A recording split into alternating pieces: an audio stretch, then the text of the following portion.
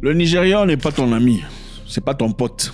Hein? Vous n'êtes pas de la même classe, pas de la même race, pas du tout. Hein? Tout ce que vous avez en commun, c'est la couleur de la peau.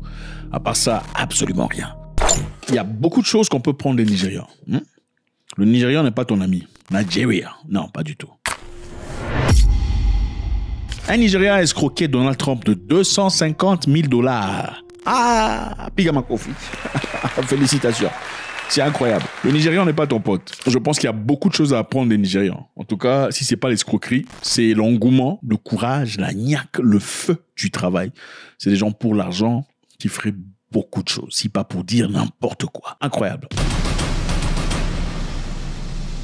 En décembre 2024, pendant les élections, enfin juste après la fin des élections aux États-Unis d'Amérique, la commission de Donald Trump, guidée par Steve Witkoff, avait présenté des demandes des donateurs. Vous savez, aux États-Unis d'Amérique, le président de la République souvent reçoit des dons venant de donateurs ou des donneurs. C'est-à-dire le président de la République est financé par les supporters ou les fanatiques de leur parti politique. Okay? Donc les conservateurs dans ce cas, qui veulent voir les États-Unis d'Amérique changer complètement, renvoyer tous les étrangers, réduire les aides sociaux à zéro ou presque, sont ceux-là qui sponsorisent, qui envoient de l'argent à Donald Trump pour acter correctement. C'est beaucoup d'argent qui sortent. Des 100 000 $, de 1 million de dollars, de 2 millions de dollars, enfin bref, beaucoup d'argent qui sortent. Alors, qu'est-ce qui s'est passé? Un email officiel de la commission de Donald Trump qui est censé être envoyé aux donateurs est écrit comme ça. Regardez. Voilà le domaine. Le domaine, c'est t47inaugural.com. Inaugural avec un petit i. C'était ça le email officiel. Et à travers ça, on envoyait aux gens et les gens envoyaient de l'argent. Pendant ce temps, un jeune Nigérian dans un coin perdu du Nigeria s'est rendu compte qu'il y avait de l'argent qui était en train d'être transféré en masse en ce moment-là, en soutien à Donald Trump. Qu'est-ce qu'il fait? Il regarde le domaine. Regardez le domaine encore une fois. C'est @t47inaugural.com. Il a changé le inaugural, c'est-à-dire le i. Il a remplacé le i avec un L minuscule. Donc, c'est devenu @t47 L minuscule naugural.com. Regardez les deux emails l'adresse. Voici l'original, voici le fake. Très peu de différence, ok? Il s'est fait passer pour Steve Witkoff, le magnat dans l'immobilier, coprésident de la communauté d'investiture de Trump. Évidemment, c'est un riche monsieur que Donald Trump a embauché pour travailler avec lui. Trump, évidemment, préfère gérer les États-Unis comme un business. Et c'est comme ça que ça marche. Alors, le Nigérian s'est servi de cet email de Steve Witkoff, @t47 avec un lnaugural.com. Il a envoyé des emails aux donateurs.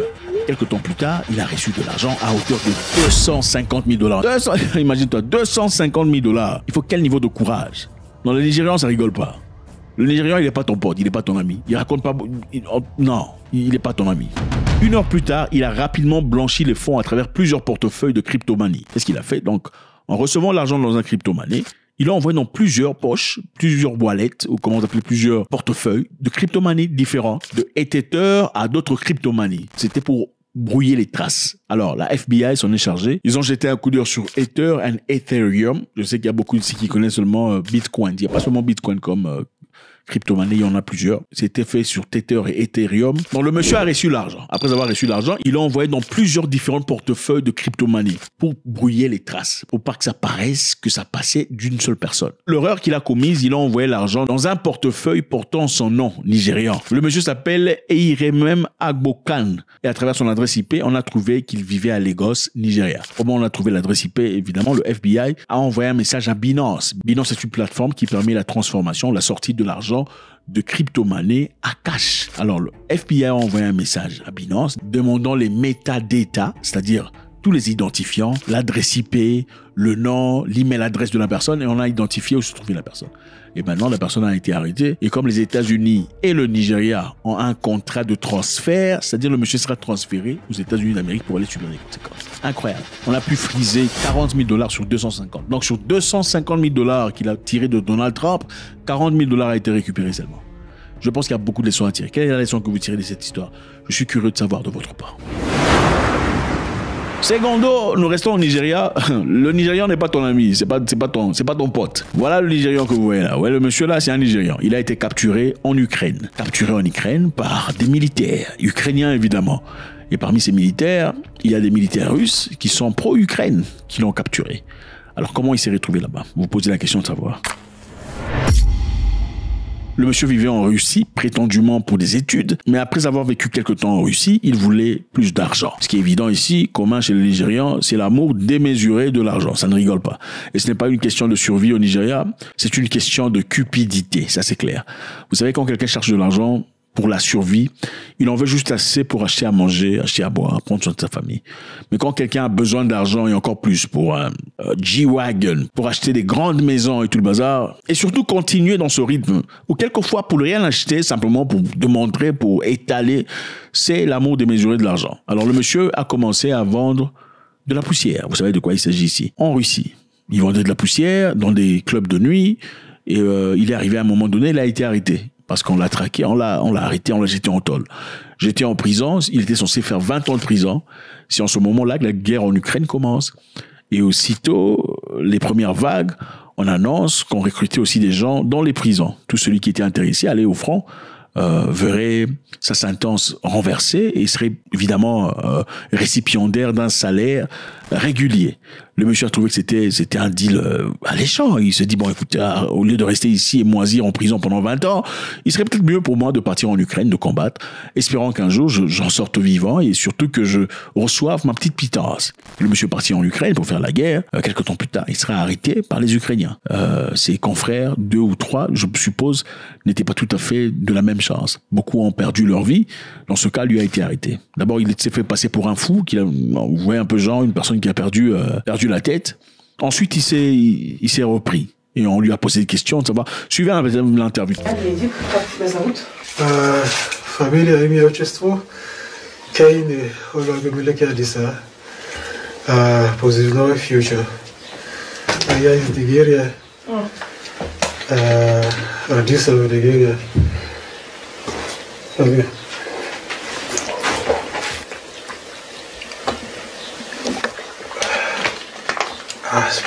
А паспорт у тебя какой? Российский. Российский паспорт? Да. Паспорт у тебя российский паспорт. Далее, Когда? до этого, до поступления в СВО. Для поступления в СВО? Зачем ты в армию пошел? Скоро освобождение. Ты в тюрьме сидел? Да, И что? Освободили?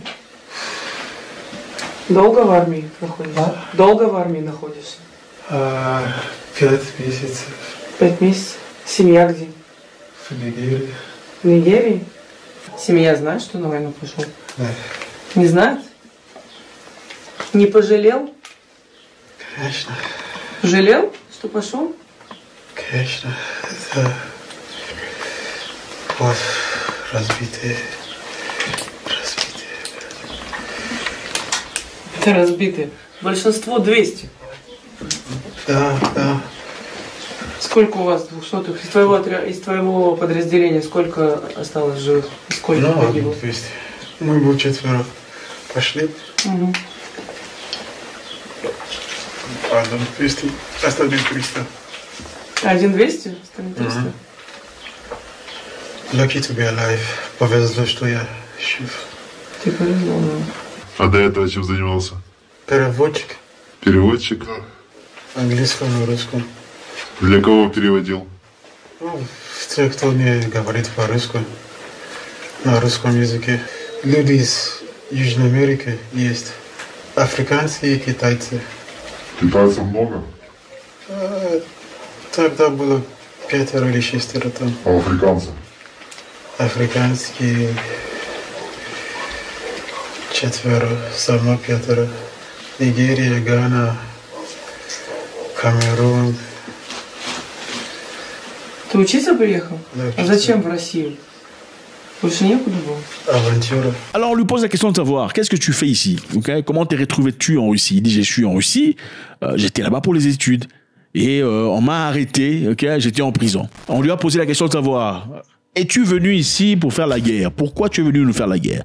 Il dit, je ne voulais pas vous faire la guerre. Je suis venu ici parce que c'était le seul moyen pour moi de pouvoir sauver ma peau en Russie. Ok, j'étais en prison, en train de moisir en tôle. Je me suis dit, bon, peut-être que si je partais en Ukraine, je faisais semblant de combattre. En fin de compte, je serais libéré, je pourrais reprendre ma liberté. Et je vous promets, pendant que je venais ici, je n'avais aucune intention de tuer les Ukrainiens, hein, pas du tout. Hein. Mon intention était simple, je voulais simplement trouver un moyen de m'enfuir sans être tiré de derrière par les Russes. Alors il fallait que je fasse semblant de combattre. Et c'est comme ça qu'on l'a récupéré. On lui a dit, bon écoute, dans ce cas, on te pardonne un peu, et puis voilà, il faut bouger un peu, on va te pomper les antibiotiques derrière pour te sauver. Est-ce que vous pensez qu'il disait la vérité? Disant que voilà, je n'avais aucune intention de venir vous combattre, je suis venu simplement pour sauver ma peau. Même si c'était correct, même s'il est venu pour sauver sa peau, la question reste la même. Pourquoi vous partez dans le pays d'autrui et commencez à faire des choses illégales? C'est quand même incohérent. Et puis vous voulez qu'on vous traite comme des humains. Ça n'a aucun sens. Il y a des choses que vous ne ferez même pas dans votre pays. Vous savez ce qu'on fait aux Nigérians quand ils sont arrêtés pour vendre de drogue chez eux? Ah, vous serez choqués comment on traite des Nigérians chez eux. En attendant, on veut être traité correctement chez les autres. Ça n'a absolument aucun sens logique. Secondo, s'il n'est vraiment pas venu pour ça, parce que certaines personnes pensent que c'est un menteur.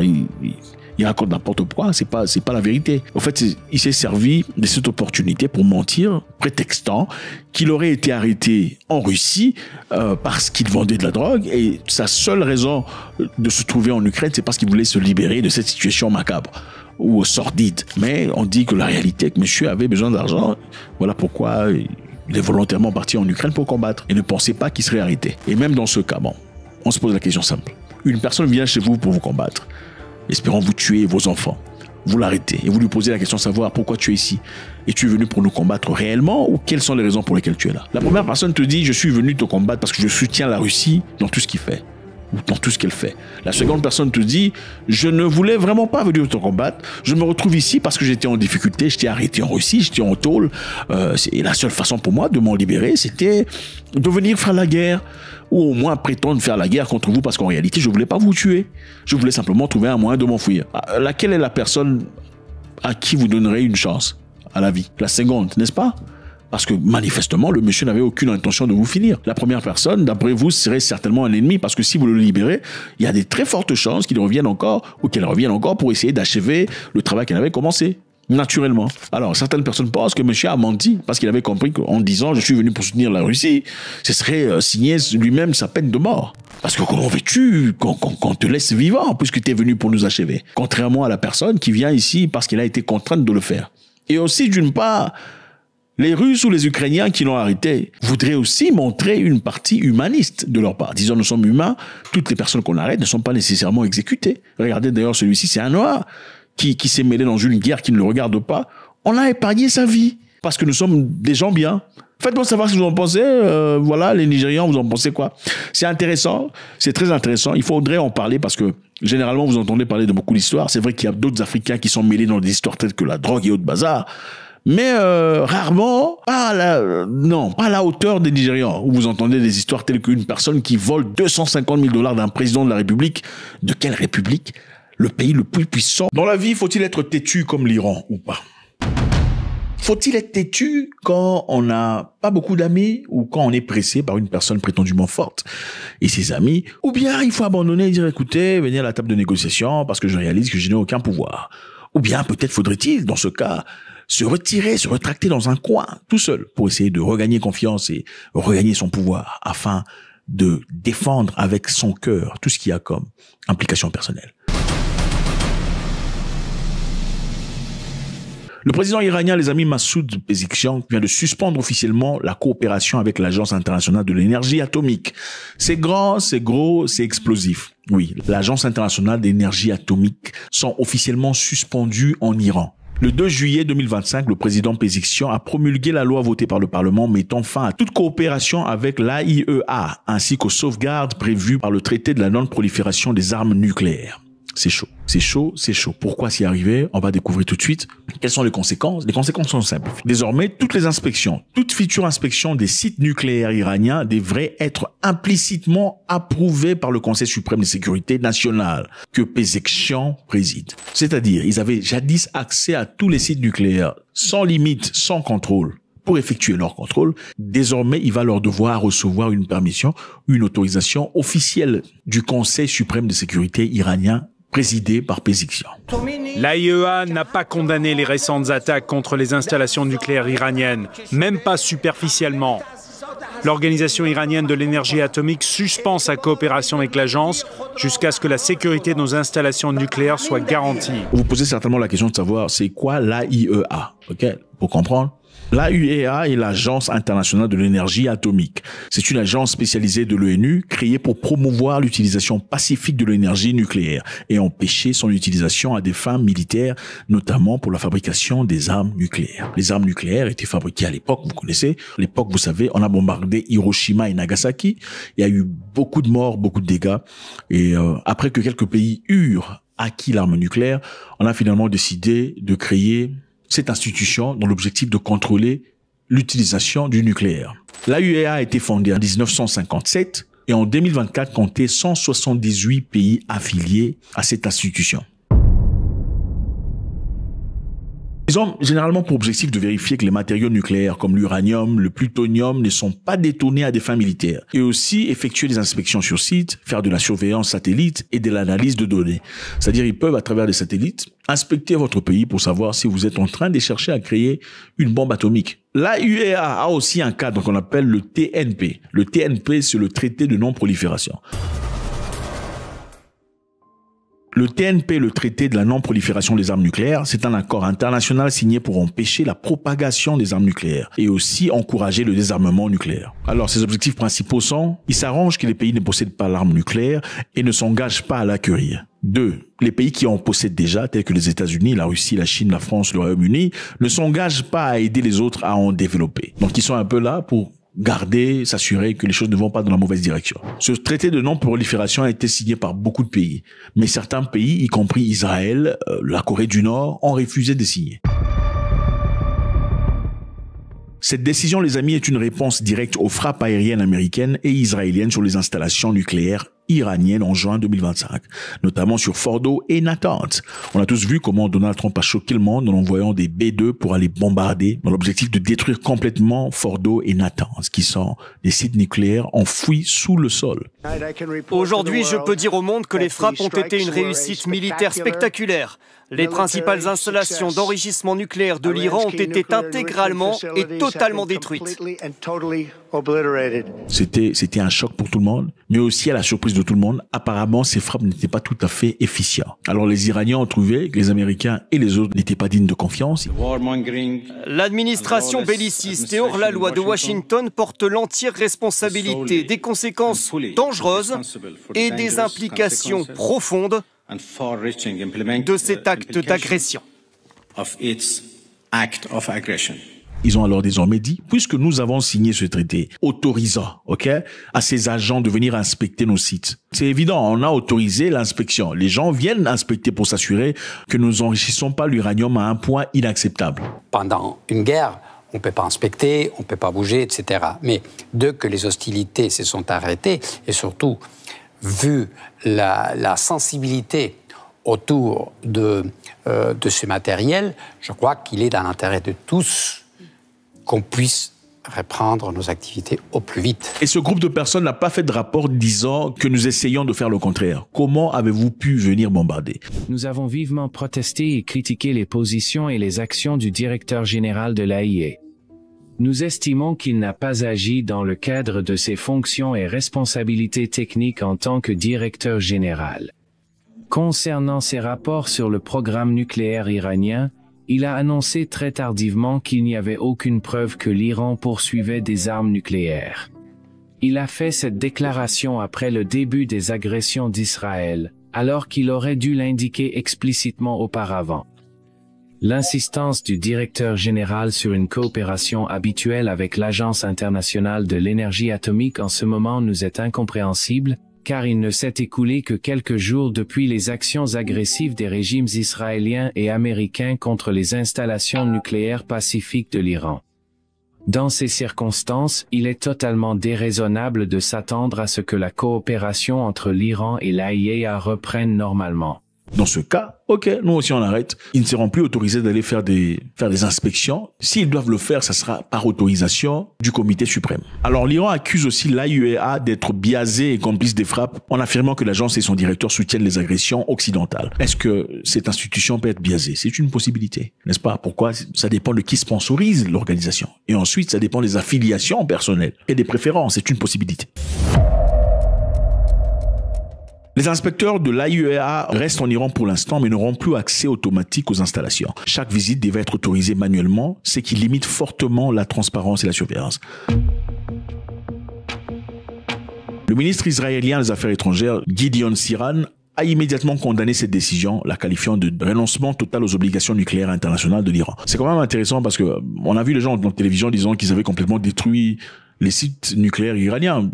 Pourquoi on s'inquiète dans ce cas, si ça a vraiment été détruit? Mais il faut aussi souligner ici que Israël n'a jamais signé le traité de non-prolifération. Donc, techniquement parlant, s'il faudrait que quelqu'un se plaigne par rapport à ça, je ne sais pas si un pays qui n'a pas signé devrait en toute honnêteté se plaindre sur ça. On essaie d'être équilibré ici. Dans la situation actuelle, alors que les attaques du régime sioniste se poursuivent, nous ne cherchons à négocier avec personne. Les pays occidentaux, y compris les dirigeants de l'Union européenne, ont appelé l'Iran à maintenir l'inspection et ont mis en garde contre toute conséquence croissante si Téhéran réduisait encore davantage sa coopération. Absolument prioriser le retour à la négociation de fond qui inclut le nucléaire pour aller vers le zéro enrichissement, le balistique pour limiter les activités et les capacités iraniennes et le financement de tous les groupes terroristes de déstabilisation de la région qu'elle a procédé l'Iran depuis plusieurs années. Alors, je veux savoir ce que vous en pensez. Est-ce que vous pensez que l'Iran est têtu? Sa têtutesse, s'il y en a, est soutenue par quoi? La force, peut-être. L'Iran est têtue et résistante parce qu'elle a des capacités de défense. Dans ce cas, faudrait-il que chaque pays dans le monde fasse un effort conciliant de se faire une capacité de défense, sans laquelle on serait incapable face à n'importe quelle tentative de déstabilisation. Savez-vous que l'Iran avait frappé les bases américaines en Irak après que Donald Trump eut tué Soleiman dans une attaque de drone? Vous vous en souvenez? Le général iranien qui avait été tué en Irak avec un drone américain. Les médias internationaux n'en ont jamais parlé. Les mains de Soleimani étaient trempées à la fois du sang des Américains et des Iraniens. Il aurait dû être éliminé depuis longtemps. En réalité, les Iraniens avaient frappé une base militaire américaine et ont fait beaucoup de dégâts. Beaucoup de gens parlent de beaucoup de vies perdues, mais on n'en parle jamais parce que ça donnerait un peu l'impression que l'Amérique a été frappée, l'Amérique n'a pas réagi. Regardez ça. Est-ce la première frappe? Oui, c'était la première frappe, juste là. Et la plus grande attaque de missiles balistiques contre des forces américaines de toute l'histoire des États-Unis, avec 11 ogives pesant chacune 1600 livres. Tout a tremblé. Là, la terre entière a tremblé. On aurait dit un tremblement de terre, puis une pression qui traversait tout ton corps. Presque 2 ans plus tard, voici appareil auditif. Khashoggi ne peut plus exercer son métier d'opérateur de drone. Il souffre d'une longue liste de maux. Maux de tête. Oui. Problèmes de mémoire. Oui. Troubles de la vision et de l'équilibre. Oui. Mon cerveau, il fonctionne en capacité limitée en permanence. Le capitaine Jeffrey Hansen était le supérieur de Khashoggi et a aidé à diriger la Task Force Scarecrow qui menait des opérations de drones armés. Le règlement de l'armée qui explique les critères pour la Purple Heart dit très clairement que ce n'est pas une question de jugement, c'est un droit et c'est quelque chose qui se mérite par la blessure. Levez la main qui a reçu un diagnostic de lésion cérébrale traumatique. Nous nous sommes entretenus avec Hansen ainsi qu'avec Michael Pregen et Hayley Webster qui se sont abrités dans ces bunkers conçus pour résister à de petites explosions, pas à des missiles de la taille d'un camion. Souffrez-vous? Oui. J'ai dû être médicalement mis à la retraite de l'armée parce que j'ai l'impression que mon cerveau fait des courts-circuits. C'est la meilleure façon de le décrire. Ma femme dira que j'étais très articulé avant, et maintenant c'est presque comme un patient d'AVC. La Purple Heart, Hansen a dit que l'évacuation médicale est devenue une exigence pour prétendre à la récompense. Est-ce que c'est censé se passer comme ça? Non, absolument pas. Selon cette lettre, 56 soldats de leur unité diagnostiqués avec des traumatismes crâniens ont été proposés pour la Purple Heart. Les soldats nous ont dit que seuls les 23 qui avaient été évacués médicalement ont été reconnus. Qu'est-il arrivé aux autres? Nous n'avons reçu aucune réponse. On nous a même dit de ne pas poser cette question. Le message que je recevais, c'était simplement que la situation politique n'allait pas permettre plus d'approbation. Les soldats ont déclaré une pression pour minimiser l'ampleur des blessures croissantes afin d'éviter une escalade avec l'Iran et de compromettre Des soldats qui n'ont pas reçu la Purple Heart à la suite de cette attaque. Est-ce quelque chose que tu aimerais recevoir? Oui. Personnellement, c'est quelque chose que mon fils pourrait voir pour comprendre pourquoi je suis comme je suis, pourquoi j'ai changé. Également diagnostiqué avec un traumatisme crânien, le caporal Jason Quidikwa n'a pas reçu la Purple Heart. Le mois dernier, le jeune homme de 22 ans s'est donné la mort. Une gifle a été donnée la nuit dernière, très tard dans la soirée.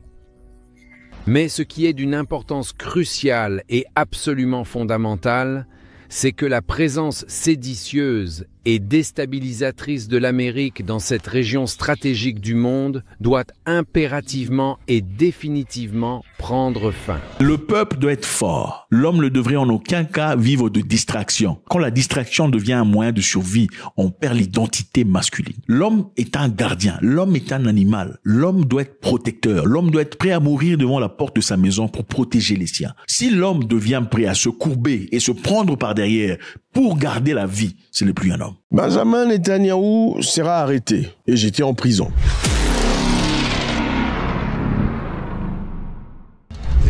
La décision antisémite du tribunal international de La Haye est un procès Dreyfus moderne qui se terminera de la même manière. Il y a 130 ans, l'officier juif français Alfred Dreyfus a été accusé à tort de trahison par un tribunal français partial.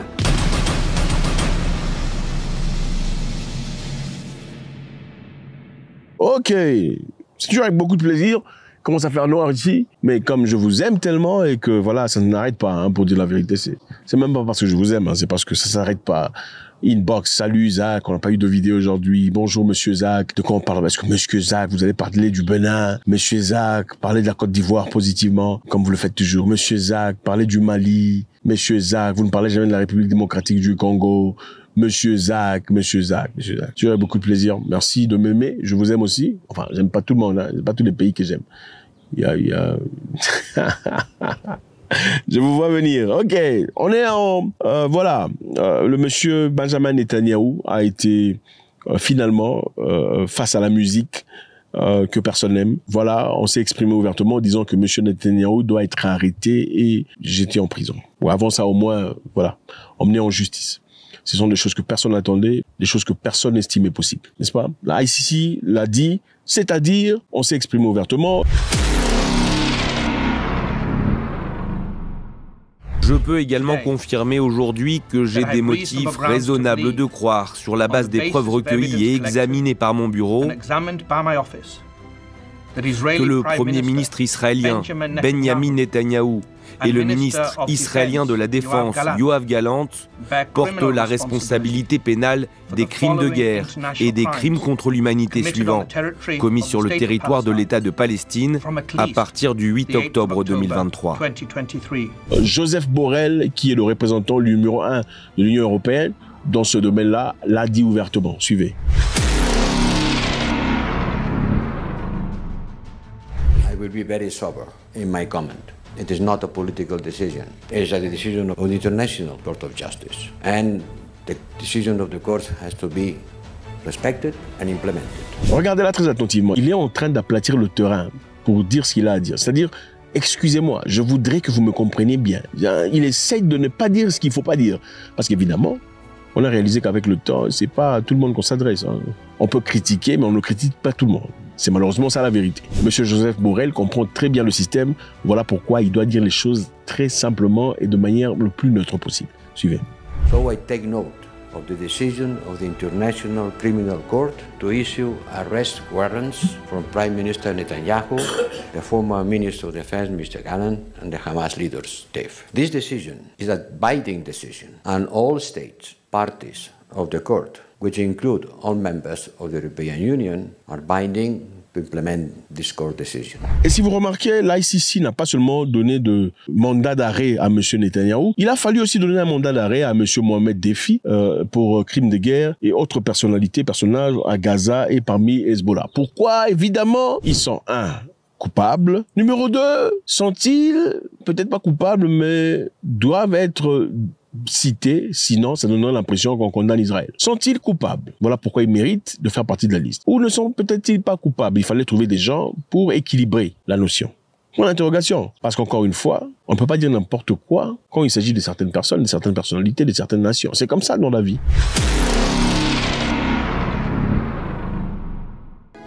Nous rejetons fondamentalement la décision du tribunal d'émettre des mandats d'arrêt à l'encontre de hauts responsables israéliens. Le ICC a reçu beaucoup de push-over, beaucoup de résistance. Le côté de Trump dit qu'aussitôt que Donald Trump sera là, la Cour internationale de justice sera punie par un individu. La Cour internationale de justice, encore une fois, sera punie par un individu.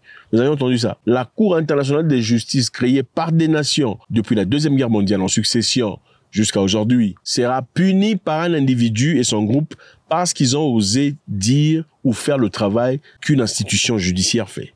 Nous pensons tous que s'il y a mensonge, il y a des choses qui ne doivent pas être là, il y a des moyens à travers lesquels on le fait, n'est-ce pas? Il y a des moyens à travers lesquels on exige une certaine vérité ou une divergence. Mais bon, un monsieur qui est supporter de l'autre côté dit qu'il va punir la Cour d'appel. Et ça ne commence pas maintenant. Monsieur Karim Khan, qui a été le procureur dans ce cadre en faveur de la Cour de justice internationale, a subi une pression énorme pour avoir suggéré l'idée d'arrêter monsieur Benjamin Netanyahu. On l'a traité de tous les noms, on a fait toute une histoire, on lui a même fait des accusations portant à une certaine... Vous comprenez, quand vous prenez quelqu'un de force, de sexe opposé, vous comprenez? Oui. Alors, est-ce vrai ou pas? Point d'interrogation. À vous, est-ce que vous pensez que c'était légal, c'était légitime, il avait vraiment fait ça ou pas? Point d'interrogation. Secondo, les États-Unis d'Amérique, à travers ses sénateurs, ont dit ouvertement que monsieur n'osera plus foutre la plante de son pied aux États-Unis d'Amérique. C'est clair. Donc, si vous osez, vous ne viendrez plus aux États-Unis. On va s'assurer que ta famille traverse un moment très difficile. On le lui a dit, clairement. America should punish the ICC and put Karim Khan back in his place. And if the ICC is allowed to threaten Israel's leaders, we know that America will be next. Alors, qui est M. Karim Khan? M. Karim Khan a été légué, évidemment, depuis très longtemps. Il a eu une opportunité dans le passé de condamner aussi M. Poutine, qui avait été accusé de prendre des enfants de force, des enfants en Ukraine, pour les transférer en Russie illégalement. C'était inacceptable. Ces enfants russophones avaient été transférés en Russie, d'après les Russes, pour des raisons légitimes. Peut-être qu'ils voulaient les protéger, d'après eux. C'était pour les enlever du terrain de guerre et les placer dans un endroit plus sain, pour pas qu'ils succombent aux délinquances militaires. La Cour de justice internationale avait déclaré M. Poutine sujet à un arrêt international où il foutrait la plante de son pied.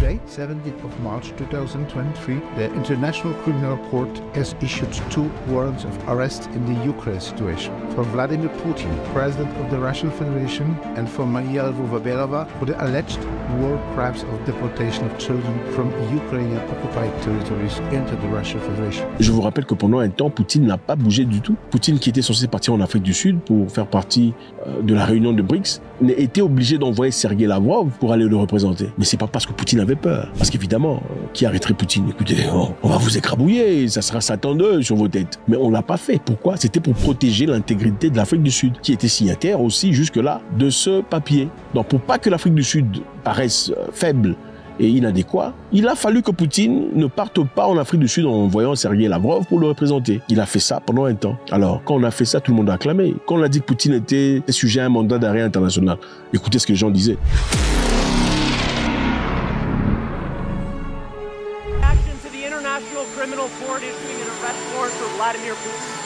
Well, I think it's justified, but the question is, it's not recognized internationally by us either. But I think it makes a very strong point.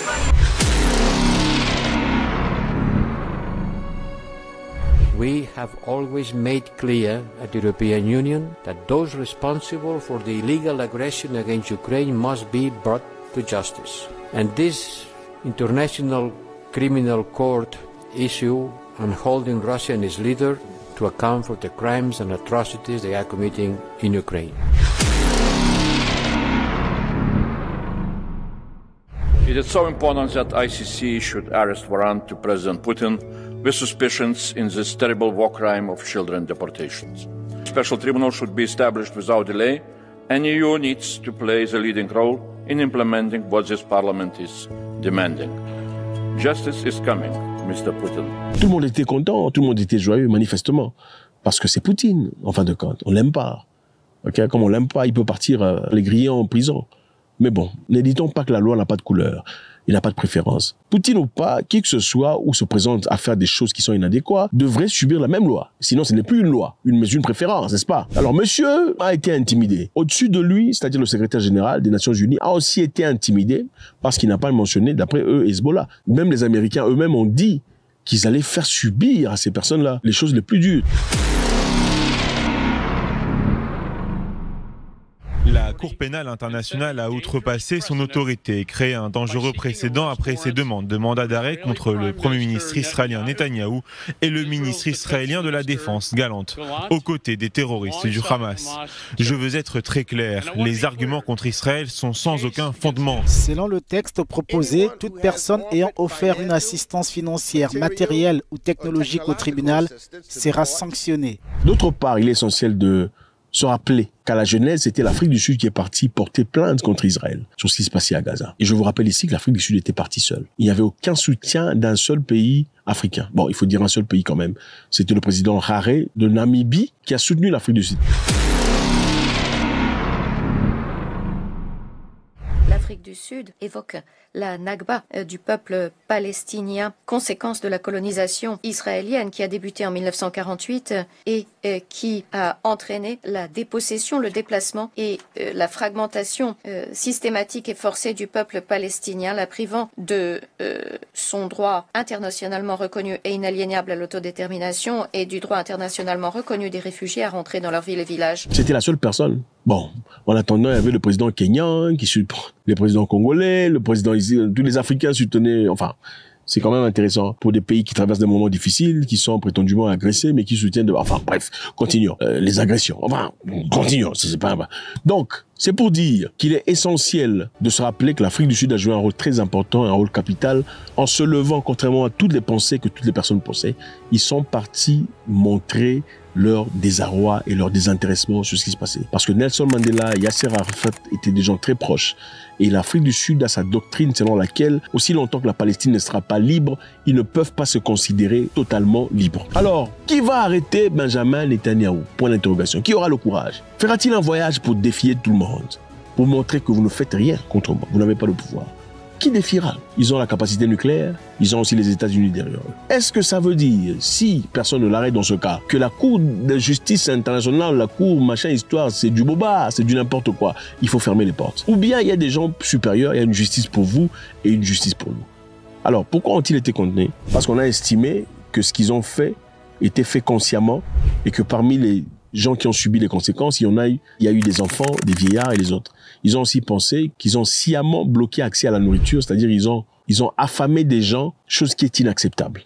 Et bon, il est vrai que tu peux affamer des gens qui sont méchants, mais qu'en affamant des gens qui sont méchants, on risque aussi d'affamer des enfants, des femmes enceintes et des vieillards. Et c'est la raison pour laquelle le ICC se levait aujourd'hui pour ça. Alors vous pensez que Joseph Borrell parle aujourd'hui comme ça, c'est pour essayer de donner une certaine signification et un respect à cette Cour de justice. Sinon, ça sera une institution de pacotille. Vrai ou faux? Faites-moi savoir ce que vous en pensez, c'est toujours avec beaucoup de plaisir. Est-ce qu'on va l'arrêter ou pas? God bless. Quand vous cueillez des légumes du jardin du voisin, à répétition, vous le faites lundi, mardi, mercredi, jeudi, vendredi, samedi et dimanche, vous le refaites le mois prochain, le mois suivant, vous le refaites encore une fois.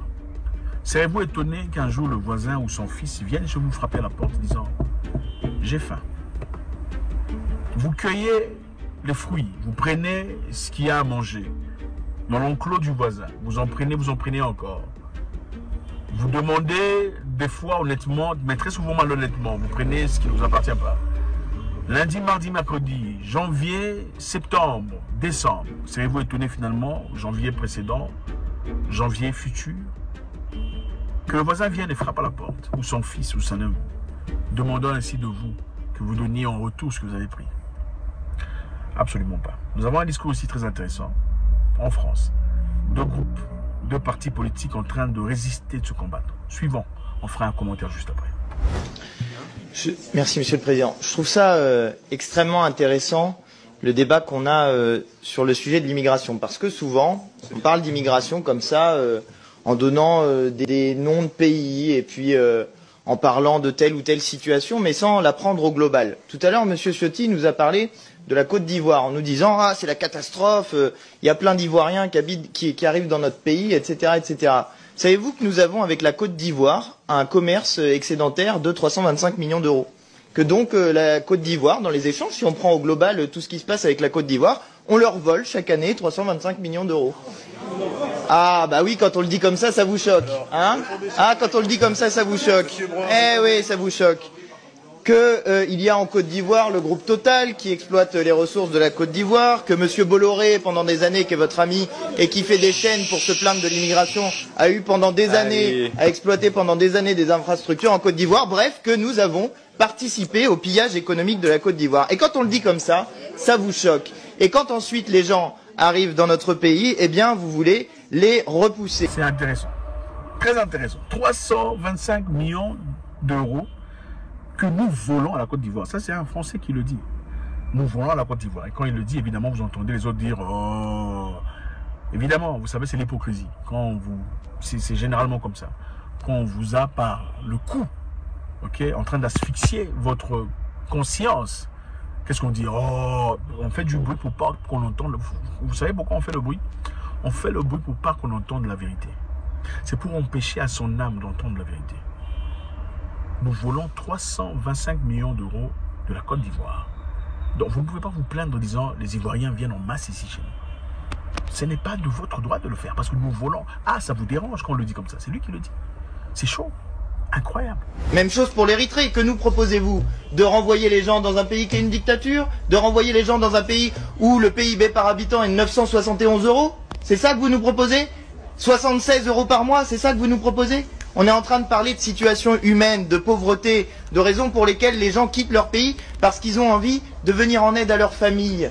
Ça vous parle normalement la famille, non, la droite, hein? Mais quand c'est la famille des autres, quand c'est des gens qui ont une couleur de peau qui est différente de la vôtre, vous comprenez plus ce que c'est que la famille. Eh ben oui, je suis désolé.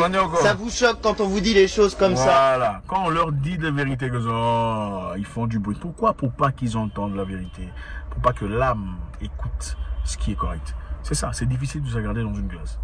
Et il le dit, vous parlez de famille, la droite parle beaucoup de famille, mais la famille est simplement valide ou valable quand il s'agit de vous. Quand ce sont des gens qui ne vous ressemblent pas, la couleur de peau est différente, alors là, ça vous dérange.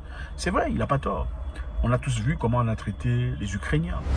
C'est vrai, bon, les Ukrainiens, ils en avaient le droit, c'est vrai, ils méritaient, parce que c'était une guerre réelle, une guerre vraie. Mais cela ne réduit en rien la positivité, la possibilité qu'il y avait beaucoup d'Africains qui auraient pu profiter, ou en tout cas être acceptés, comme les Ukrainiens ont été. Malheureusement, on a refusé beaucoup d'Africains venant de l'Ukraine qui sont partis en Europe. Ils ont été refusés. Une crise migratoire qui charrie son lot de drames. Mercredi, un bébé est mort noyé. Pendant ce temps, en Belgique, on a accepté les Ukrainiens à l'école. Les Africains ont été refusés. Donc, le traitement n'est pas égal. Le traitement est inadéquat. Et ça dérange de voir une personne, un Français, leur dire la vérité. Vous volez 325 millions d'euros. La France reste en 2023 un partenaire militaire de premier plan de la Côte d'Ivoire, avec ses 900 soldats prépositionnés au camp de Port-Bouët, dans la banlieue d'Abidjan. Sans compter les taxes que vous recevez des pays africains colonisés par la France. En guise de la colonisation, on vous a enseigné le français. Donc les Français sont venus chez vous, vous enseignez le français, vous ont appris à manger des fromages puants. Et c'est en guise de ça qu'il faut envoyer de l'argent à la fin de chaque année. Il faut avoir honte, il le dit. Il y a Total qui est stationné en Côte d'Ivoire. Ils sont là pourquoi? Qu'est-ce qu'ils font là-bas? C'est pour rien? Non, ils se font beaucoup d'argent sur la tête des Ivoiriens. Il y a M. Bolloré qui y est pour ces entreprises, vous le connaissez. Du Congo jusqu'à la Guinée, en passant par le Togo ou le Gabon, la filiale du groupe sur le continent gère 16 ports maritimes et une vingtaine de ports secs et terminaux conteneurs. Omniprésent sur les ports, mais aussi sur les rails, le groupe Bolloré détient la majorité dans 3 concessions ferroviaires en Afrique. Il n'y a pas besoin de présentation. Il y a beaucoup de gens qui traversent des moments difficiles à travers ça. L'Afrique représente plus de 80% des bénéfices du groupe, 2,5 milliards d'euros de chiffre d'affaires en 2017. C'est inacceptable. Ce n'est pas à vous de venir ici aujourd'hui et faire semblant qu'on va voter une loi contre la Côte d'Ivoire ou les Africains en général. Parce que voilà, votre position est très claire, suivant. Mais c'est ça le racisme, c'est ça qu'il y a derrière. C'est quand on ne voit pas dans les autres des êtres humains à parité avec nous. Et justement, quand on pose la question de la situation des gens, il faut les prendre au global. Voilà, c'est ça qu'on essaye de vous dire.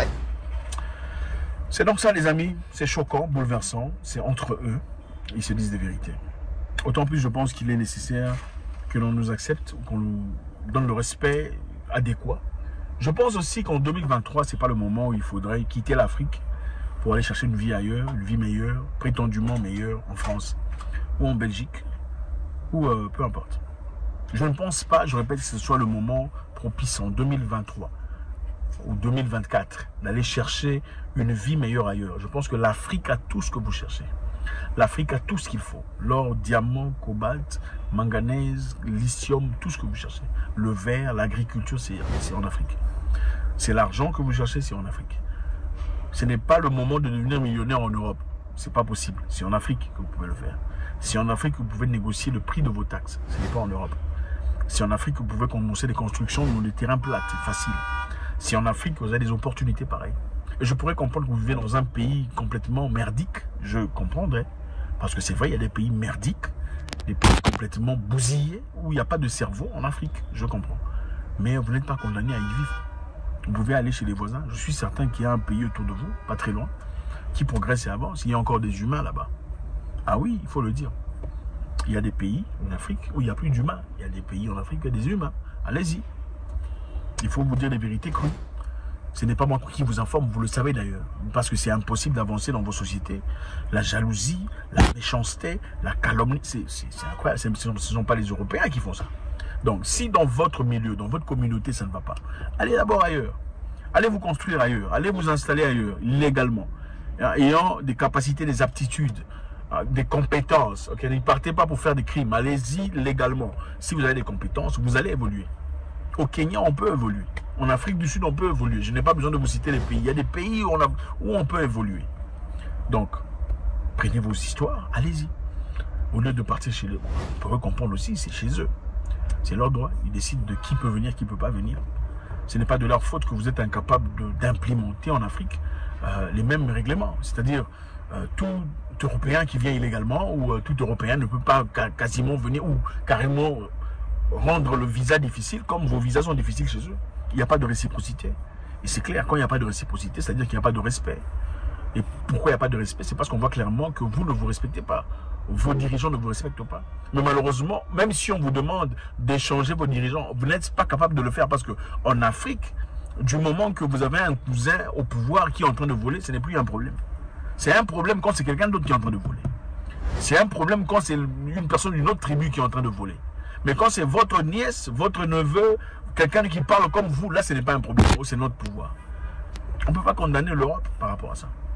Okay. Leur refus, leur rejet, le fait qu'ils donnent de l'argent à des pays comme en Afrique du Nord pour essayer d'arrêter le flux des migrants, on ne peut pas s'en plaindre. On se plaint si on a tout fait et qu'on n'y arrive pas. Là, on peut se plaindre. Mais on n'a pas encore tout fait. Parce que nous sommes les mêmes personnes qui prions, nous allons aux églises, nous allons aux mosquées. Nous sommes les mêmes personnes spirituelles. Mais notre spiritualité s'arrête au moment où il s'agit d'un cousin qui est au pouvoir en train de voler. Incapable de dénoncer un cousin qui a pris l'argent du contribuable, censé construire des hôpitaux pour des gens, des marchés, des écoles. Là, on est incapable de le faire. Là, il n'y a pas de Dieu. Il n'y a pas de Dieu. Mais quand il faut juger les autres, là, c'est facile. Encore une fois, dans cette histoire, c'est un couteau à double tranchant. D'une part, il dit, vous n'avez pas le droit de condamner les Ivoiriens ou les Africains qui viennent ici. Parce que vous volez chez eux. 365 millions, 325 millions. C'est beaucoup d'argent pour une seule histoire, c'est-à-dire seul commerce, sans compter Bolloré, sans compter Total et tout le reste. C'est beaucoup d'argent. Quand on vous le dit comme ça, ça vous choque. On fait du bruit pour pas qu'on écoute la vérité. C'est ça la réalité. Mais d'autre part, est-ce qu'il faut toujours aller chez les gens, même si on ne vous aime pas? Après, ça sert de partir plus. On dit, oh, racisme, on ne nous aime pas. Attends, mais on va vous aimer comment? C'est chez autrui. Si vous partez chez les gens, on sert la nourriture, vous mangez, vous partez encore, on veut servir, on vous voit, on dit, ah non, on va attendre qu'ils partent. Qu'est-ce que vous faites? Vous quittez ou vous restez? Oh non, pourquoi vous ne servez pas? C'est injuste. Non, c'est leur nourriture. Allez cuisiner chez vous, trouvez des trucs, je ne sais pas, organisez-vous. Merci infiniment, faites-moi savoir ce que vous en pensez. Ce monsieur, je sais que c'est politique, c'est dans le cadre de gagner les voix, mais en réalité, est-ce que vous pensez que les Africains ont le droit de partir en Europe aujourd'hui, à cette année, partir en Europe parce que les Européens volent en Afrique? Ou il faudrait plutôt se concentrer sur là où on est, construire l'Afrique et y rester, et empêcher ces autres de venir chez nous? Le Gabon vient de mettre fin à l'accord de pêche avec l'Union européenne. Félicitations ou quoi? Ouais, il en faut quand même un degré de courage pour faire de telles choses, ok? C'est clair. J'ai l'impression que les dirigeants militaires ont quelque chose dans les épaules. Je veux rendre ma dignité au peuple gabonais. C'est intéressant.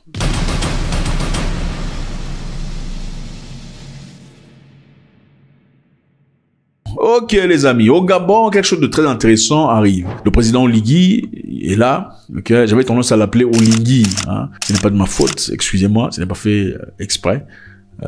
J'ai connu plusieurs Oligui, alors quand vous entendez quelque chose de très similaire, vous avez tendance à vous recourber vers ce que votre cerveau connaît. Okay. Le président Oligui, en tout cas, soutenu par beaucoup de personnes. Et aussi, récemment, on a parlé de l'inauguration qui était absolument stupéfiante, faisant appel aux esprits du Gabon, faisant appel aux forces d'énergie positive pour le guider vers une direction, ou guider la nation vers une direction plutôt gabonaise que occidentale.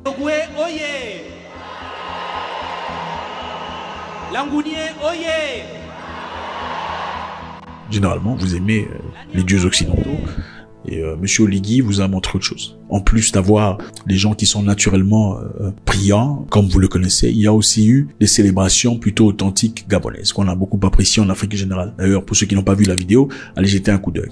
Alors, le Gabon vient de mettre fin à l'accord de pêche avec l'Union européenne. Félicitations ou quoi? Ouais, il en faut quand même un degré de courage pour faire de telles choses. Ok, c'est clair. J'ai l'impression que les dirigeants militaires ont quelque chose dans les épaules. Je veux rendre ma dignité au peuple gabonais. C'est intéressant. Donc, on a annulé cet accord de pêche avec l'Union européenne. L'Union européenne avait tendance à envoyer le bateau pour venir chercher des poissons et autres fruits de mer dans beaucoup de côtes, en tout cas en Afrique, beaucoup de pays. Le Gabon aussi annule. On va essayer de comprendre pourquoi le Gabon a annulé. Raison principale.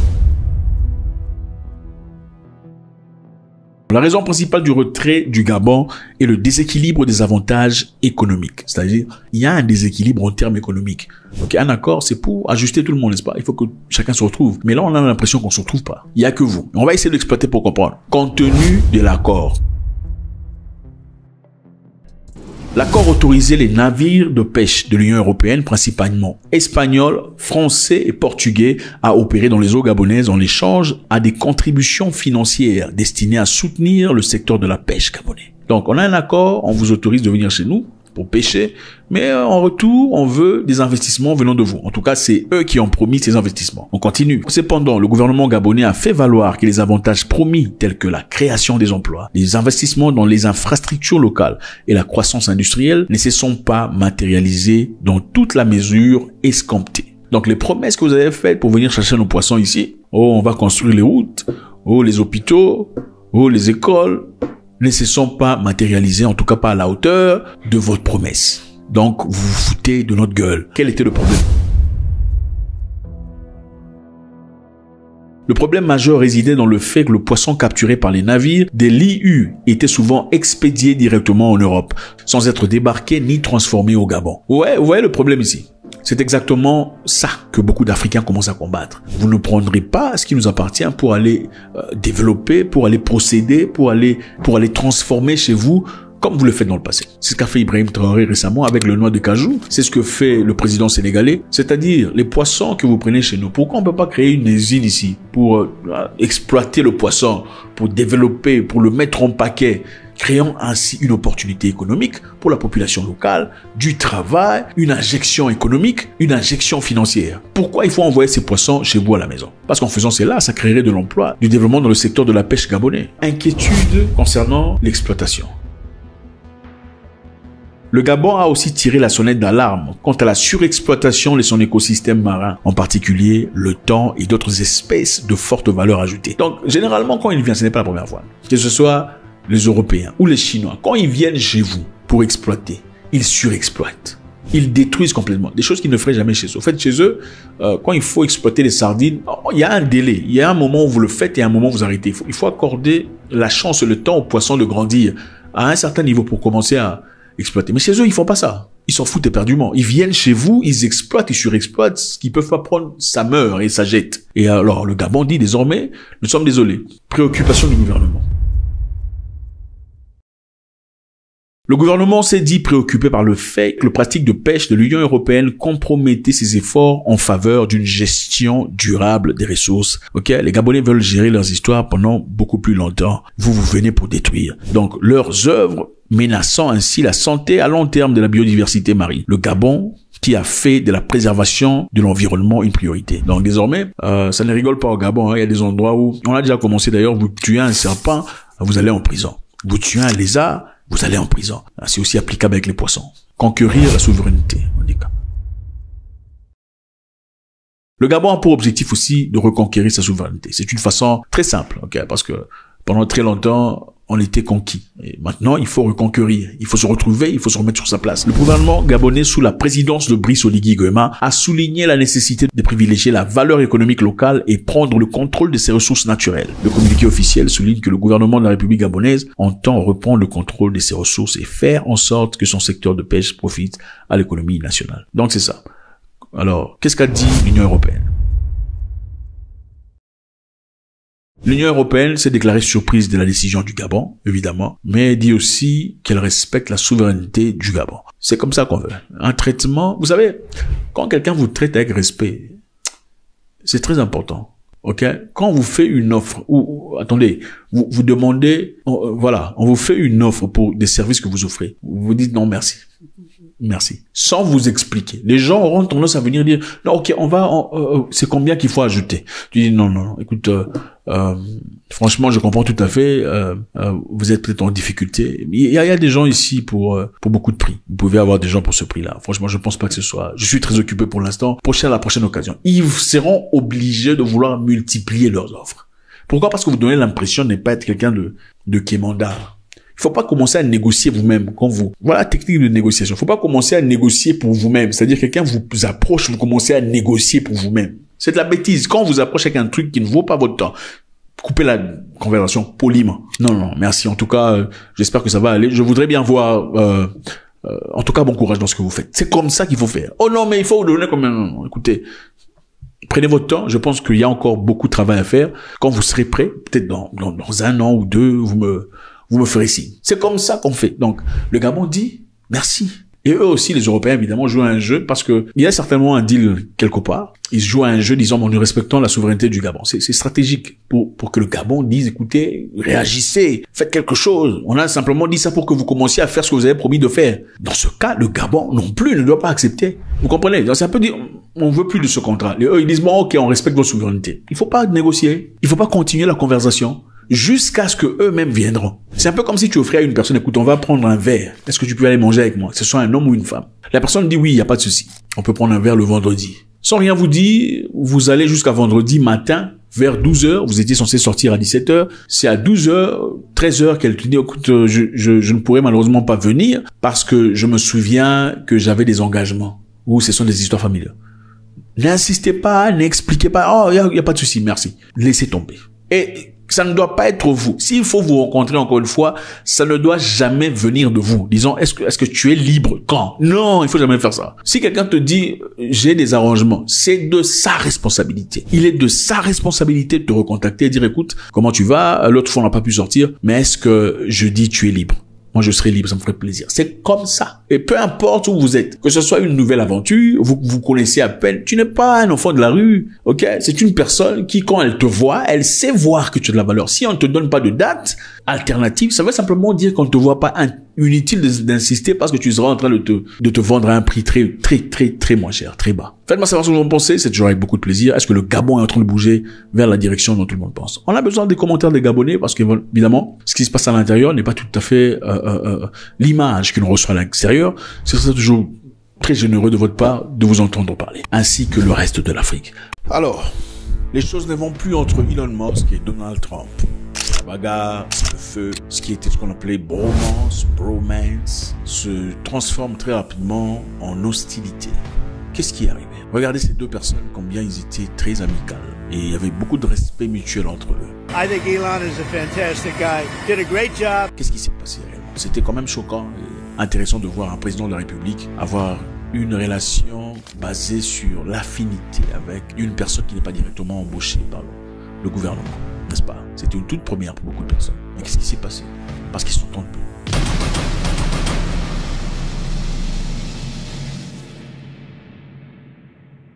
En réalité, il y a quelques jours, Elon Musk a critiqué Donald Trump dans une nouvelle loi qui vient de passer. I think it's the most important bill this country just about has ever done in terms of size and scope.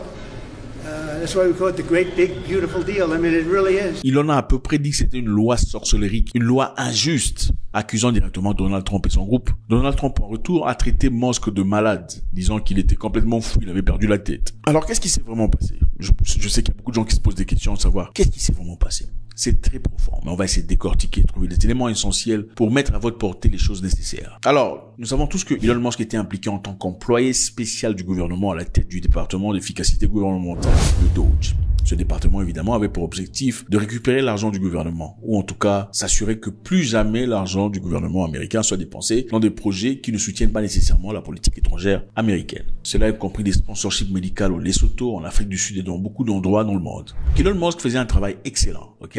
Il a apporté dans Doge son style de travail. Musk a prôné la culture de travail intense avec des très longues heures de travail afin de réduire rapidement les dépenses fédérales et d'améliorer l'efficacité du gouvernement. Est-ce que ça a fonctionné?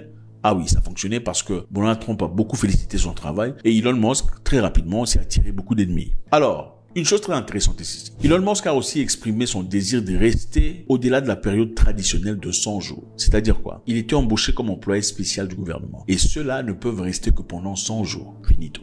Mais lui, approché de 100 jours, exprimait son désir de rester pendant beaucoup plus longtemps que ça. Certainement, il a aimé, vous savez, tout ça, enfin, après tout. Mais malheureusement pour lui, la Maison-Blanche n'était pas tout à fait enthousiasmée de son désir. On parle ici de membres du cabinet de Donald Trump qui ne l'aiment pas tout à fait.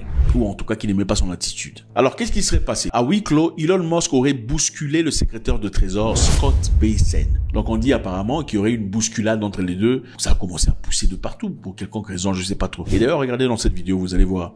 Il a une marque au visage, écoutez-les. Mr. Musk, is your eye okay? What happened to your eye? I noticed there's a bruise there.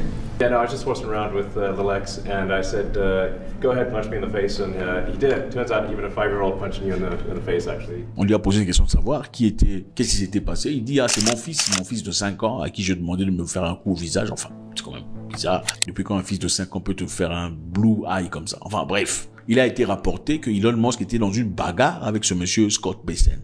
Et le monsieur apparemment lui a donné une droite.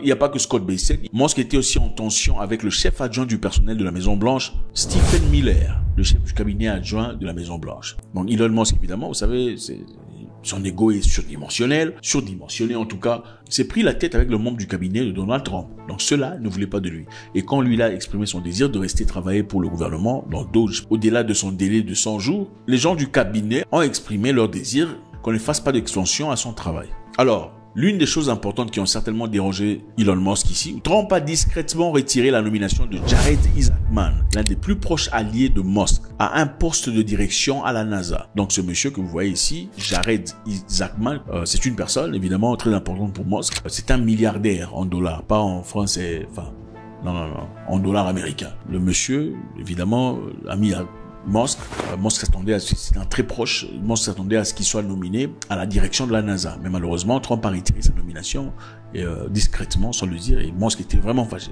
Alors, quand est-ce que la tension s'est aggravée? La tension s'est aggravée suite aux vives critiques de Musk à l'encontre du One Big Beautiful Bill. Ok, c'est un projet de loi très important pour Trump et ses amis que Elon Musk a brutalement critiqué. À quoi sert ce projet de loi? Le projet de loi sert à la réduction d'impôts des dépenses soutenues par Trump. Elon Musk a qualifié le projet de loi d'abomination répugnante. Voilà ce que Musk a dit. Imaginez-vous en tant que président de la République, vous présentez un projet de loi qu'une personne censée être votre proche nomme abomination répugnante. Incroyable. Alors, peu après cela, Donald Trump a dit qu'Elon Musk avait complètement perdu la tête, il était malade. Musk disait qu'il s'inquiétait que ce projet alourdirait la dette nationale à 2400 milliards de dollars. Donc l'expression de Musk est que je m'inquiète pour le gouvernement, je m'inquiète pour le pays parce que votre projet de loi assombrira la nation. On va essayer de le décortiquer les amis, ne vous en faites pas. On va essayer de comprendre qu'est-ce qu'il y a dans ce projet de loi. A pour objectif d'annuler l'aide que reçoivent les Américains. C'est une aide sociale de santé, c'est-à-dire ça s'appelle Medicare. Cette aide permet évidemment à ceux qui n'ont pas beaucoup d'argent, ceux qui sont pauvres, ceux qui sont vieux, ceux qui sont handicapés de partir à l'hôpital et de recevoir un traitement quelquefois gratuit, parfois payant mais à un prix acceptable. C'est ça, c'est donc ça. C'est pour la communauté, c'est pour les gens et tout le bazar. Donc Donald Trump veut complètement annuler ça. Alors, d'où vient cet argent? L'argent, évidemment, une grande partie vient des taxes américaines. Et ceux qui payent les taxes sont ceux qui, quelque part, sponsorisent, s'assurent que le pays a assez d'argent pour présenter de tels projets. La deuxième chose que Trump veut annuler à travers ce projet, il veut annuler les taxes pour les riches. Ok, ce n'est pas pour tout le monde. Certaines personnes vont payer les taxes, mais ceux qui sont super riches ne paieront plus les taxes, ou très peu. C'est-à-dire, en faisant cela, on donne, d'après eux, plus d'argent à ceux qui sont riches, ce qui leur permettrait de réinvestir. Ok, et ce qui attirerait aussi les riches de partout dans le monde, aux États-Unis d'Amérique, dans l'objectif de réinvestir. Malheureusement, ce système, pour beaucoup d'experts, créerait une très forte disparité entre les riches et les pauvres. Donc la différence sera beaucoup trop grande. Ça va s'élargir. Les pauvres vont payer les taxes, les riches ne paieront rien. Enfin, les middle class vont payer les taxes. Donc Trump et ses potes milliardaires ne paieront plus les taxes. La troisième chose qu'il veut suspendre, c'est un programme qu'on appelle SAPS ou Food Stamp. Le Food Stamp, c'est simplement un système où on donne aux Américains qui sont en difficulté accès à la nourriture. Comment on le fait? On transfère de l'argent dans une carte. À travers cette carte, tu peux partir au supermarché sélectif et t'acheter à manger. Ok, c'est évidemment un programme qui a été créé pour ceux qui n'ont pas beaucoup d'argent, ceux qui sont en difficulté, les vieillards et ceux qui sont handicapés. Donc Donald Trump dit get.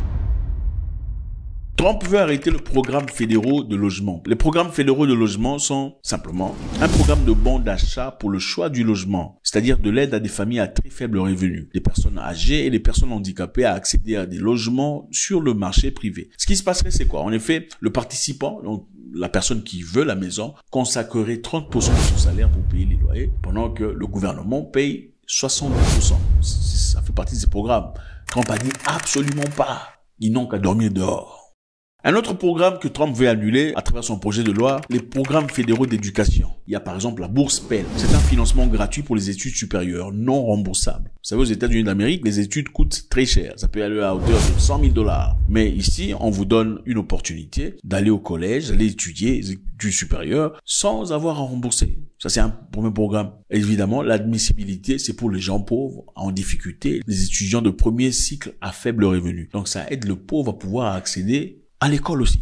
Alors, on reçoit combien? On reçoit à peu près $7 000 par an dans ce programme. Trump dit non.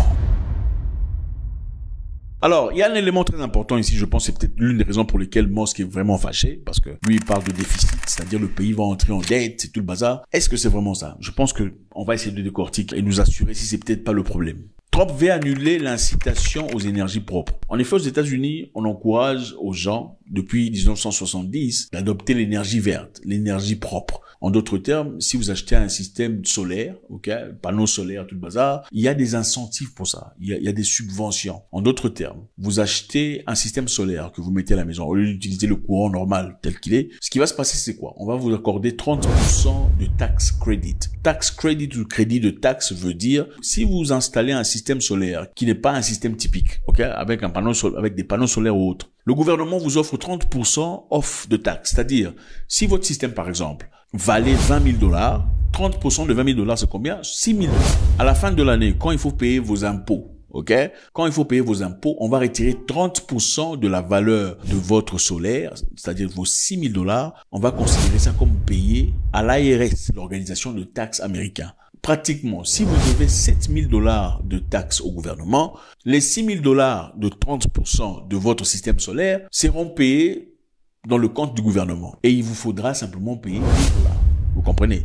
C'est un programme qui a commencé en 1970 et a progressivement évolué. C'est pour encourager la population américaine de se pencher vers un système beaucoup plus clean. Ces subventions sont aussi valables en ce qui concerne les voitures électriques. C'est-à-dire, si vous achetez une voiture électrique au lieu d'une voiture conventionnelle, ce qui se passerait, c'est quoi? Le gouvernement vous donnerait $7 500 en crédit. Donc, votre compte de crédit aura $7 500. Et à la fin de l'année, au moment de payer les impôts, on va considérer que vous avez $7 500 en crédit. Donc, au lieu de sortir de votre poche les $7 500 à hauteur, ça dépend évidemment, ça pourrait varier sera l'argent qui sera déposé dans le compte des impôts américains. Et ceci, évidemment, a été fait dans l'objectif pour encourager la population américaine d'acheter des voitures de machin histoire. Alors, pourquoi c'est important? L'objectif était évidemment de combattre le réchauffement climatique, contribuer à réduire les émissions de carbone et la pollution atmosphérique, rendre l'énergie propre plus abordable et accessible, créer des emplois dans les secteurs des énergies renouvelables. Donc, c'était ça initialement l'objectif. Mais Donald Trump, pour ceux qui savent pas, n'a jamais été partisan de, réchauffement climatique. Il pense pas que c'est une possibilité. Ils pensent pas que c'est causé par les humains. Ils ont complètement annulé ce système. Alors pour ceux qui comprennent, Elon Musk, propriétaire de Tesla, une voiture électrique, manifestement sera affecté sur le plan financier. Parce que si les gens ne sont plus subventionnés pour acheter des voitures électriques, c'est-à-dire que Tesla sera l'entreprise qui sera la plus affectée. Parce que ces subventions représentent l'oxygène dans les poumons des Tesla. Donc, en récapitulation, ils veulent réduire les impôts pour eux-mêmes, ils veulent couper l'aide au logement, donc fini, dormez dehors. Ils veulent couper le food stamp, donc pas de nourriture pour ceux qui n'ont pas d'argent, manger dehors, manger les rats. Ils veulent couper l'aide aux soins pour ceux qui peuvent aller en difficulté sans argent, pas d'hôpitaux pour vous, mourrez. Ils veulent couper la subvention pour les voitures électriques et l'énergie solaire. Ceci, évidemment, affecte directement Elon Musk. Et Elon Musk dit, ceci va créer un déficit incroyable. Le pays va entrer en dette comme pas possible. Alors, l'une des choses les plus importantes aussi pour eux, ils veulent plus d'argent pour le mur frontalier. Donald Trump a toujours voulu une construction du nouveau mur le long de la frontière américano-mexicaine. Parce qu'il pense que beaucoup de gens, en tout cas, beaucoup de gens venant des pays des tiers-mondes, des républiques bananières sans loi, traversent à travers le Mexique. Alors, Trump ne veut pas que ces gens rentrent. Ce mur coûterait 46 milliards de dollars. Et pour eux, pour avoir de l'argent pour construire ce mur, il faut vous couper accès à la santé, vous couper accès au logement, vous couper accès à la nourriture, vous couper accès à toutes ces histoires. Donc, au lieu que eux dépensent l'argent en payant les taxes pour leur travail, ils préféraient que vous n'ayez plus accès à la santé, plus accès à la nourriture, plus accès à la maison, plus accès aux études qui sont sponsorisées. Alors, Elon Musk a dit publiquement que ce projet de loi creuserait le déficit budgétaire américain, avertissant qu'il pourrait porter le déficit annuel à 2500 milliards de dollars. Il a qualifié ce projet d'abomination répugnante. En bref, Elon Musk est mécontent car il considère que le projet de loi est fiscalement irresponsable et potentiellement préjudiciable à l'économie et à ses entreprises. Alors, qu'est-ce que Musk a dit? Musk a aussi dit la raison pour laquelle Trump n'a pas encore libéré les documents de Jeffrey Epstein, c'est parce que son nom figure dans la liste de ces gens. Il est temps de lâcher la grosse bombe. Donald Trump figure dans les dossiers Epstein. Jeffrey Epstein, c'est qui? C'est un financier, une personnalité globale qui fréquentait les élites du monde. Donc, les riches, les princes, les notables, et notamment des politiciens, des membres de famille royale et tout le bazar, des célébrités, des choses d'entreprise. Alors, Epstein possédait des jets privés et des villas dans les Caraïbes, où il organisait des grandes fêtes. Il y avait des choses incroyables qui se passaient là, vous imaginez déjà. Et aussi là-bas, apparemment, il y avait des jeunes mineurs qu'on emmenait là-bas. Et des grandes personnalités, des ex-présidents de la République et tout le bazar. Il y allait très souvent. Et aussi, le monsieur des ordinateurs aussi apparemment était... Epstein avait été arrêté. Après avoir été arrêté, on a fait des enquêtes. On a découvert qu'il aurait recruté et abusé des dizaines de mineurs, souvent par l'intermédiaire des réseaux des complices. Il a utilisé sa richesse et son influence pour réduire les victimes au silence. Vous comprenez ce que ça veut dire? Bon. Après les enquêtes, on a découvert des carnets de contacts. Dans ce carnet, il y avait des adresses compilées par Epstein, liste des personnes associées au service de massage d'Epstein. Il y avait des preuves, des inventaires, des objets saisis lors des enquêtes, y compris des photographies et d'autres documents. Il paraît que le président là, américain qui est associé à la guerre, non, lui était associé à Haïti. Ils étaient tous là-bas. Donc c'est incroyable comme histoire. Epstein était arrêté, mais avant d'être jugé, il était mort. Les gens n'ont pas compris comment il est mort. On dit qu'il est mort de suicide. Mais beaucoup de gens, évidemment, disent il a beaucoup trop de connaissances. Voilà, il fallait l'éliminer, puisqu'il a été arrêté. Parce que voilà, il y avait des princes, des rois, des politiciens qui partaient là-bas pour faire des choses complètement malades. Mais Trump, avant d'arriver au pouvoir, avait promis de publier les documents, ces documents qui sont entre les mains d'un juge de l'État. Et d'ailleurs, une partie de ces documents, c'est encore entre les mains du FBI. Le FBI refuse de donner ces documents. Pourquoi? Point d'interrogation. C'est-à-dire qu'il y a des choses vraiment compromettantes à l'intérieur.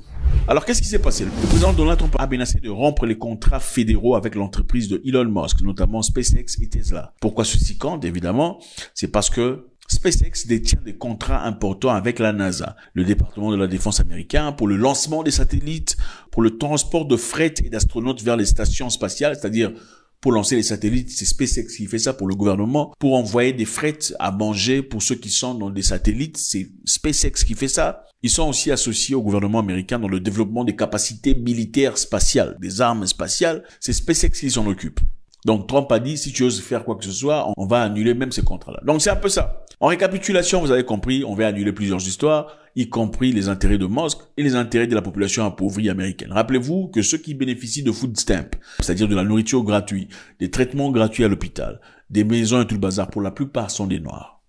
Ok? 25% de ces personnes qui reçoivent sont des Noirs. Et rendez-vous compte qu'aux États-Unis, moins de 13% de la population est noire. Donc la grande majorité sont des Blancs. Alors, est-ce du racisme ou pas? Je sais pas. Faites-moi savoir ce que vous en pensez, c'est toujours avec beaucoup de plaisir. God bless. Et avant de partir, est-ce que Elon Musk s'est fait duper par Donald Trump? Vous savez, la politique n'a pas de position, ça n'a pas de couleur, ça n'a pas de stance. Musk a dit que c'est grâce à lui que Trump est devenu président de la République. C'est grâce à lui qu'il est devenu président. Sans lui, il ne serait pas président. Il dit que Trump n'est pas reconnaissant. C'est un ingrat. Pensez-vous que Trump n'était pas au courant que Musk avait besoin ou a toujours besoin que les gens achètent sa voiture?